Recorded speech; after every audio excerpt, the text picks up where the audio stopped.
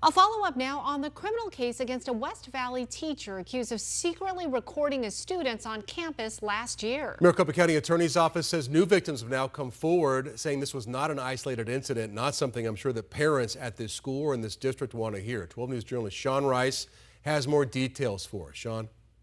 Yeah, Trim and Troy, good afternoon to you both. 54-year-old Estevan Carillon is a former longtime teacher at Independence High School in Glendale.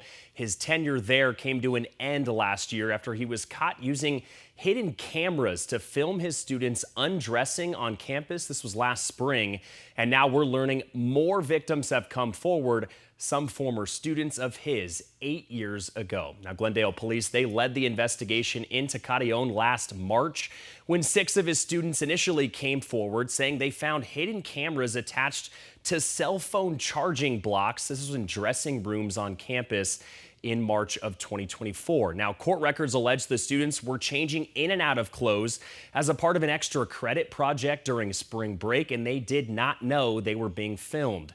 Carillon was booked into jail on over a dozen counts of voyeurism, but all of the charges were from that day in 2024. Now the Maricopa County Attorney's Office has filed another indictment against him after 2 victims from all the way back in 2017 have come forward alleging they too were victims of his peeping Tom behavior. Now a Valley defense attorney tells me this is digital evidence, and while it may be older, prosecutors can legally charge more counts with 8-year-old evidence. Usually cases like voyeurism or other felonies have a 7-year statute of limitation time limit to bring a case. But when it involves minors, then the time limits do extend because they're involving minors under the law.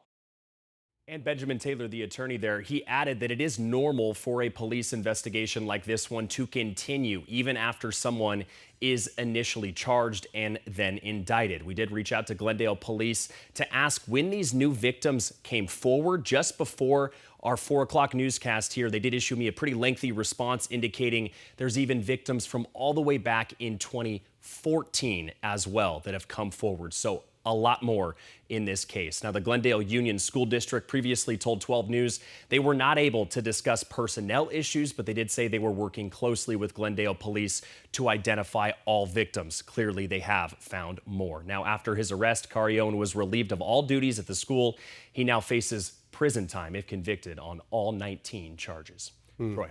All right, so Sean, how long, first of all, how long was he a teacher at this school? So this could be going way back. And then